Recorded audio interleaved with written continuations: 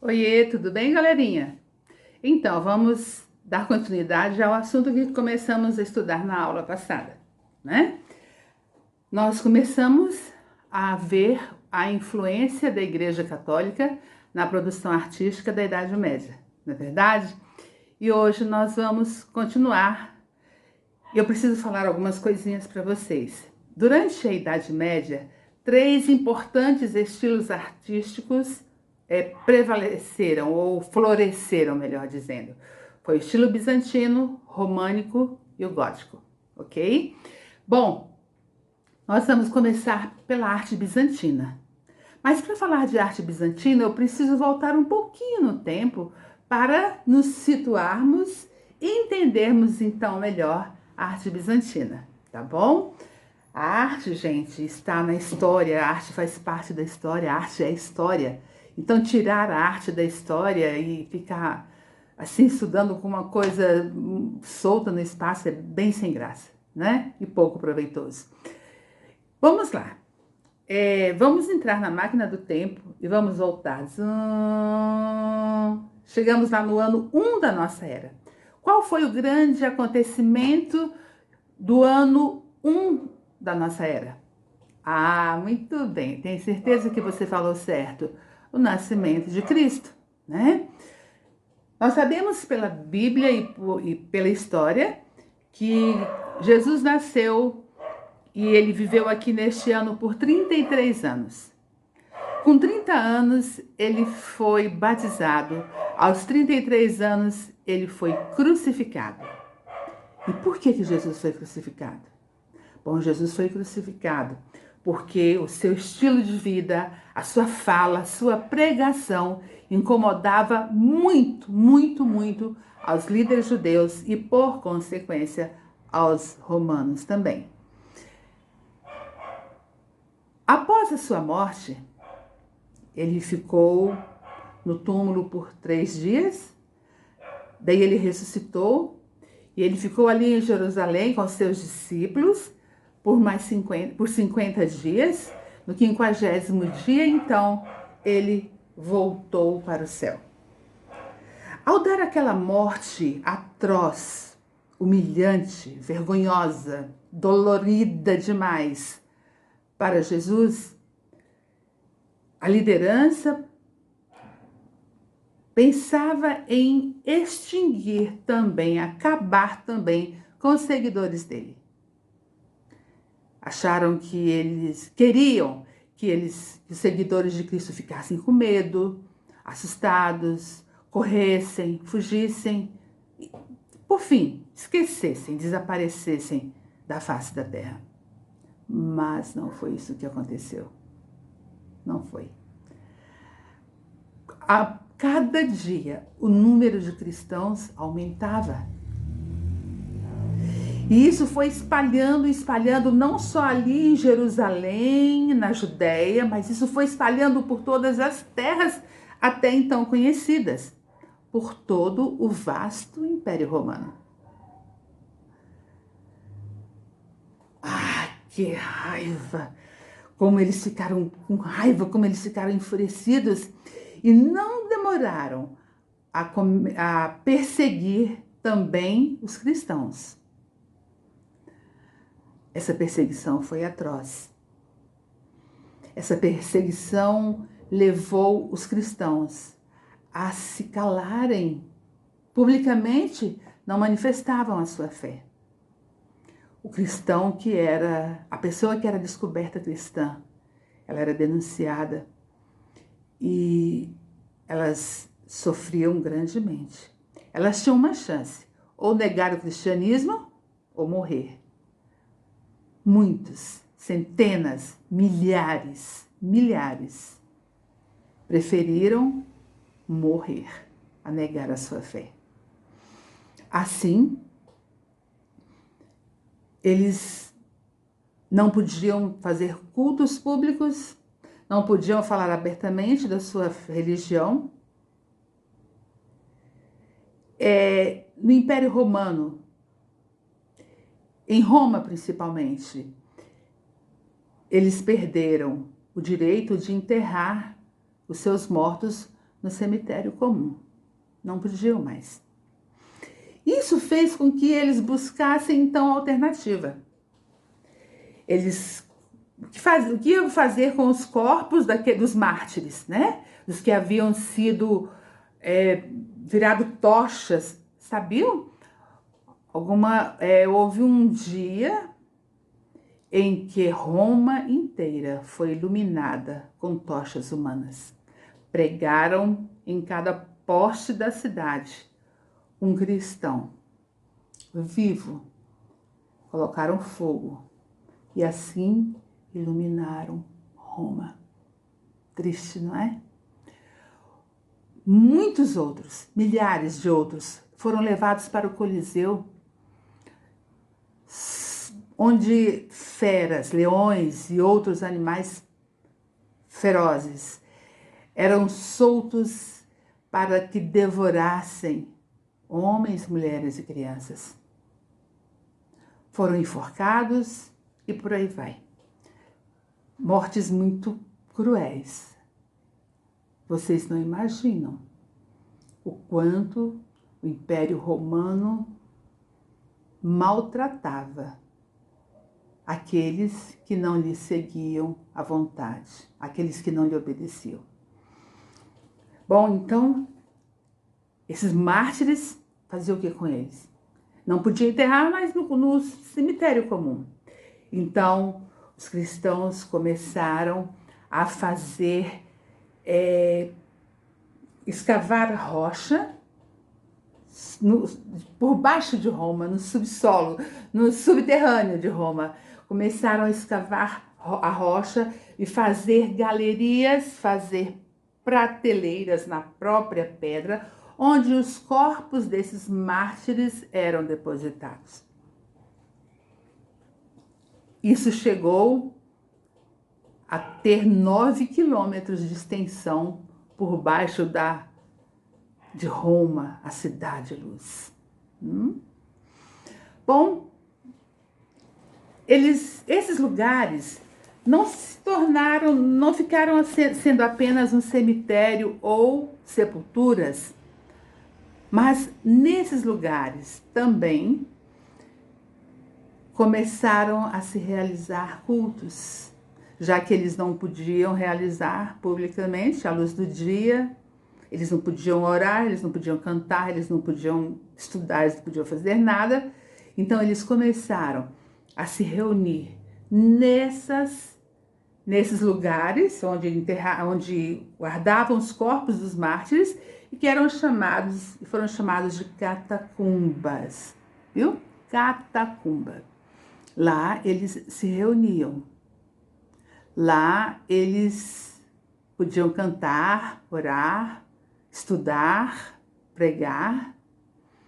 Bom, às escondidas, sempre às escondidas, né? Bom, gente, e aí eles começaram, os participantes dessas reuniões nas catacumbas, alguns tinham alguma facilidade para desenhar, para pintar, para fazer escultura, não eram artistas profissionais. Mas eles tinham alguma facilidade e eles então começaram a pintar no interior dessas catacumbas, nas paredes, no teto e até em alguns lugares no chão, eles começaram a pintar cenas bíblicas. A figura de Jesus como bom pastor é a mais ilustrada, é a que tem maior incidência dentro das catacumbas. Essa arte que surgiu nesse lugar obscuro, frio, fétido, ou seja, mal cheiroso, né? Foi chamada depois a arte paleocristã. É uma arte simples, é uma arte pobre, porque ela era feita com poucos recursos, num lugar inadequado e com escassez de material. Além do que, as pessoas que a produziram não eram artistas, vamos dizer assim, formados, preparados para isso. Ok, a arte paleocristã, ou a arte das catacumbas.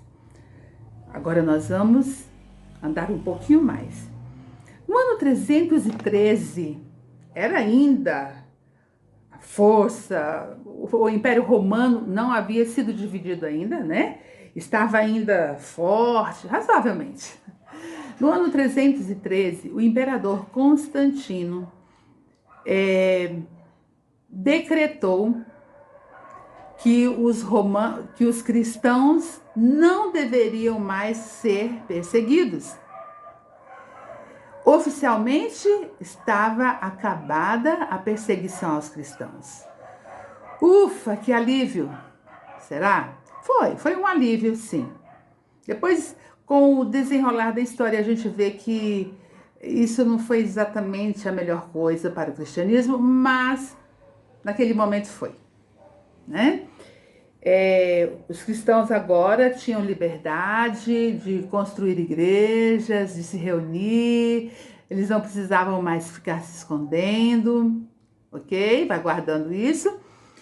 Quando foi no ano 330, o mesmo imperador Constantino, percebendo que Roma, a capital do grande Império Romano, estava enfraquecida por causa das constantes invasões bárbaras. Quem eram os bárbaros? Eram os povos que não falavam latim. Então, veja bem, vendo Roma começando a enfraquecer, Constantino resolve fazer uma coisa, então, uma estratégia política muito grande. Ele transfere a capital do Império Romano de Roma para Bizâncio. Bizâncio era uma cidadezinha, não era uma cidadezinha, era uma cidade já poderosa, naquela época já, por isso foi escolhida como capital. Então ele escolhe Bizâncio, essa cidade, lá na Turquia. Hoje Bizâncio chama-se Istambul e é nada mais, nada menos do que a capital da Turquia. Ele escolhe Bizâncio para ser a nova capital do Império Romano. Só que ao transferir para lá a capital do Império, ele faz uma coisa, porque Constantino era assim uma pessoa extremamente orgulhosa, vaidosa. E sabe o que ele faz? Ele coloca o nome da cidade, ele troca o nome da cidade, não é mais Bizâncio, passa a ser agora Constantinopla, em homenagem ao seu próprio nome, Constantino, Constantinopla. Viram só? Não era fraca a pessoa não, hein, gente? Olha só. Ok. E é lá, então, nessa capital, era uma cidade bonita, rica, de grande movimento. É lá que surgem, então, as primeiras manifestações da arte chamada bizantina. E a arte bizantina, ela sofre influência da arte paleocristã, daquela arte lá das catacumbas. Ela sofre influência da arte grega, arte clássica, na verdade da arte greco-romana, né, a clássica, e sofre também influência da arte oriental. Quase que não sai. Bom, vamos ver então agora algumas características da arte bizantina. Primeiro, vamos falar. Essa arte se apresenta na arquitetura, na escultura, na pintura, né? Mas o maior destaque da arte bizantina é, sem dúvida alguma, a arquitetura. Principalmente voltada para a construção de igrejas e castelos. Grandes e monumentais igrejas surgem nesse período. Foi um período bem grande, por sinal, viu, gente? E entre essas igrejas, com certeza, a Catedral de Santa Sofia, construída em Constantinopla, é o ícone da arquitetura bizantina. Ela foi construída no período do Justiniano, imperador Justiniano, em Constantinopla, já disse, né? Já tinha dito. Pelos arquitetos e matemáticos Antênio de Trales e Isidoro de Mileto. Gente, essa igreja é uma obra de arte. As suas paredes e os seus pilares são revestidos por mármore do melhor, lógico, em 4 cores: mármore branco, azul, verde e preto. Cada cor desse mármore veio de algum lugar diferente do mundo. E o seu interior é ricamente ornamentado, enfeitado, com belos e caríssimos mosaicos. O mosaico também foi uma grandíssima expressão da arte bizantina.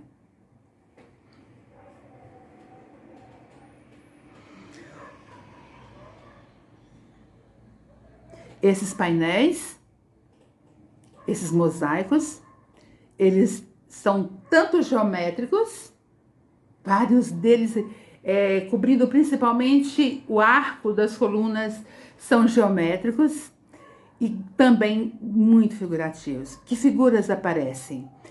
Esses mosaicos representam cenas bíblicas, a vida de Cristo, Maria,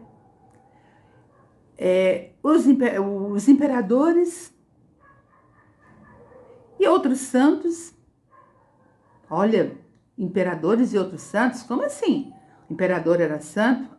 Para eles o imperador era um semideus. Como lá na arte egípcia, o faraó era um deus. Na arte bizantina, o imperador e sua família eram vistos, eram compreendidos e aceitos como semideuses. Até acontece uma coisa muito interessante. Sempre que se representa um imperador, coloca-se em volta dele uma auréola, sabe? Aquele brilhozinho assim que a gente vê em representações, pinturas, que aparece anjos, né? Tem aquele brilho em volta da cabeça. Aquilo chama-se auréola. E aparece o imperador e a imperatriz também, sempre aparecem com auréola, denotando ou querendo fazer com que as pessoas acreditassem que eram santos. Também acontece uma outra coisa. A gente vê com muita frequência, e eu gostaria que vocês fizessem uma pesquisa e procurassem ver isso. A gente vê com muita frequência a figura do imperador, ao lado Jesus e do outro lado Maria. Como assim, que abençoando, como que confirmando os atos daquele imperador, daquela pessoa. Bom, gente, a arte bizantina, já deu para perceber, né? Ela era totalmente controlada pela religião. O clero, os padres, os bispos e as freiras, mas principalmente padres e bispos. Então, a eles cabia, além das funções normais, eles tinham que ditar o que ia ser feito e como isso deveria ser feito. Então, os artistas eram meros artesãos. Espero que um dia você vá lá na Turquia, vá lá em Istambul, vá lá em Constantinopla, para você ver em loco esses mosaicos belíssimos. E quando a gente vê uma obra muito bonita, eu quero logo saber quem fez. E aí você vai querer saber, cadê? Vai procurar a assinatura do artista, você não vai encontrar. Eles não podiam assinar as suas obras. A gente não sabe. A história registra apenas o nome de um grande artista desse período. Os outros ficaram na obscuridade. Então, eles não podiam assinar as suas obras, porque eles tinham... a igreja entendia que eles tinham que fazer o trabalho e pronto. Não tinha que contar nada para ninguém. Não tinha que dizer para ninguém quem é que tinha feito aqui. O regime, gente, era um regime, então, teocrático. O que quer dizer isso? Teo, esse prefixo teo, quer dizer Deus, tá? teocrático, ou cracia é poder, então é o poder de Deus. Então o imperador, o regime era teocrático, porque o imperador, ele detinha a liderança da igreja, ele era o chefe religioso e ele era também o chefe político. E aí, estão gostando? Bom, arte bizantina, isso aparece na pintura e nos mosaicos, tinham cores definidas para as pessoas importantes. Assim, a gente vai ver que o vermelho, o azul e o verde predominam na roupagem, nos adereços de imperadores e santos. Usam também, com muita intensidade, bastante, o dourado. Olha só, as pessoas, elas geralmente, a grande maioria, quase 100% das pessoas representadas no período bizantino, elas têm o rosto amendoado, elas têm os olhos bem grandes e têm o corpo retilíneo, ou seja, o corpo bem retinho. A igreja considerava pecaminosa a representação do corpo humano. Então, tanto faz na arte bizantina, tanto faz você olhar a roupa de um homem e de uma mulher, não vai ter diferença. Curvas como seio, cintura, nem isso não podia aparecer. Era considerado pecado. O artista tinha que seguir as normas da igreja, né? A igreja determinava como é que tudo deveria ser feito. Bom, vamos adiante. Eu já falei, mas eu vou repetir, a arte bizantina era uma arte muito rica. E os mosaicos, principalmente. O que é um mosaico? Olha aí, vocês estão vendo. O mosaico é a representação de uma figura numa superfície plana, a partir da colagem de pedaços pequenos de metal, pedra, vidro, papel. Papel para eles não, papel vai ser pra gente, tá? Eles representavam usando pedras preciosas, vidros coloridos e ouro. Acreditam? Ouro mesmo, gente, em pedacinhos. Então, eles faziam desenho na madeira, faziam o desenho, por exemplo, da Virgem Maria. Aí eles colocavam uma massa, tipo um cimento, aí então fazia o desenho, né? Então eles, em vez de pintar ou qualquer coisa parecida, eles iam colando os pedacinhos de pedras preciosas, principalmente de quando era para representar os olhos, a coroa, e o fundo e detalhes da roupa, eles usavam pedacinhos de ouro. Riqueza, hein, gente? Depois eu vou contar um dia o que aconteceu com tudo isso depois. Bom, durante a arte bizantina surgiu o movimento iconoclasta. Sabe o que é isso? Bom, a palavra iconoclasta tem a ver com ícone. Ícone é uma imagem, né?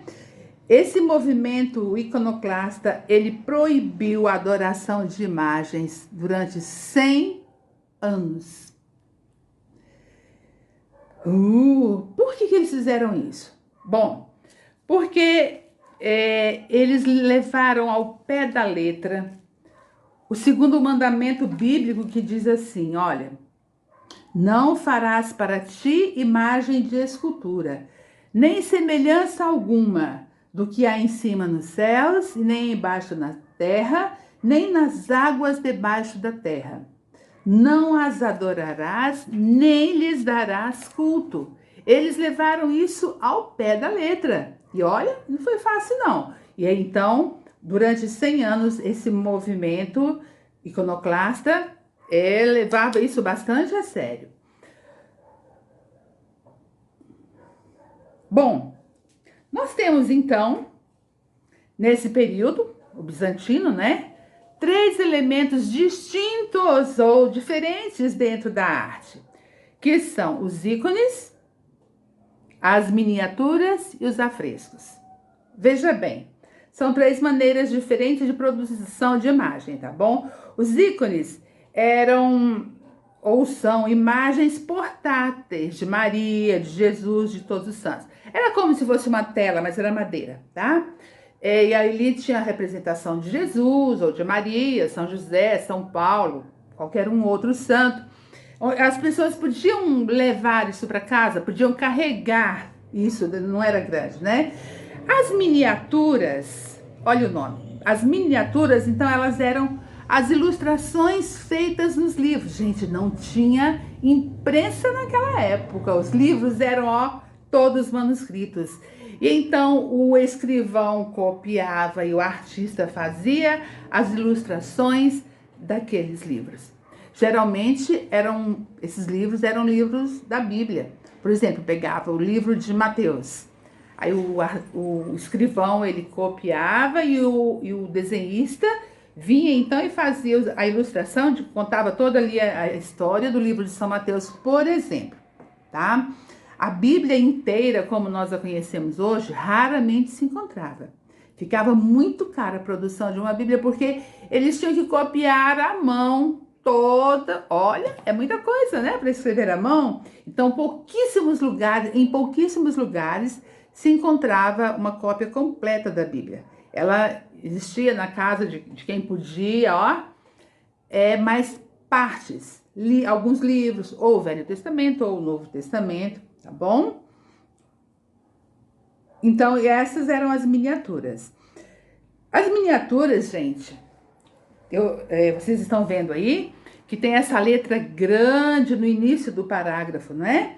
Essas letras são chamadas letras capitulares, tá bom? Olha que linda, né? Bonito. Então, ao iniciar um capítulo, eles faziam essa letra bonita, maravilhosa, toda trabalhada. Olha também a letra como era aí. As pessoas tinham que dominar bem, né? Já pensou? Alguns alunos escrevem e a gente mal consegue entender. Tá precisando fazer uma caligrafia lá com os bizantinos, não é verdade? Com os escrivãos bizantinos. Bom, e o que é essa afresco? O que era isso? Gente, o afresco é uma técnica de pintura mural. O que é pintura mural? É uma pintura grande, feita no muro, feita numa parede, no interior de uma igreja. É uma ilustração bem grande, né? E ele tem a seguinte característica. O artista tinha que colocar a tinta na parede enquanto o reboco ainda estava úmido, enquanto ele ainda estava fresco. Por isso tem esse nome, afresco. É uma palavra só, é emendado. A-F-R-E-S-C-O. Afresco, tá bom? O que acontecia? À medida que a parede ia secando, a tinta ia secando junto, mas a tinta não era uma película por cima da parede, ela fazia parte do próprio reboco. Bacana isso, né? Bom, esse então é o afresco. Então, os três elementos distintos dentro da arte bizantina são os ícones, imagens portáteis, as miniaturas, que é a ilustração dos livros, e o afresco, que é a pintura mural, onde a tinta é usada, colocada na parede, é pintado o desenho lá, enquanto o reboco ainda está fresco. Beleza? E por que isso, o que tem a ver? Tem a ver muita coisa. Como a tinta passava a fazer parte do reboco, então a obra tinha uma durabilidade muito maior, durava muito mais tempo, né? Amores, vale lembrar que a arte bizantina é considerada ela é referência da arte do Império Romano do Oriente, tá bom? Então não se esqueçam. Agora eu quero falar uma coisa para vocês. Nós vamos fazer uma atividade, tá bom? E vocês vão fazer, sabe o quê? Grande expressão da arte bizantina, um mosaico, tá bom? Veja bem, deve ser feito lá no caderninho de arte, nosso caderno sem pauta. Faça a margem, faça um desenho, de preferência um desenho religioso. Não importa se você é evangélico, protestante, católico, budista, hindu, espírita, não importa, pode ser qualquer símbolo da sua religião, tá? Mas se você não quiser trabalhar nada de religião, também não tem problema. Pode ser uma flor, um pássaro, um avião, um carro. Você vai fazer o desenho a lápis. Você vai escolher as cores. Você não vai pintar. Você vai cortar pedacinhos, quadradinhos pequenos, bem pequenos, de papel colorido. E você então vai preencher isso daí, tá? As pecinhas devem ficar bem próximas, mas não uma sobre a outra. Tem que parecer que tem as pecinhas ali. Assim como essas imagens que vocês estão vendo agora, tá bom? Ai, foi muito bom estar aqui com vocês, compartilhando um pouquinho desse assunto que eu acho maravilhoso. Espero que vocês tenham gostado também e breve a gente se encontra. Paz, beijo no coração.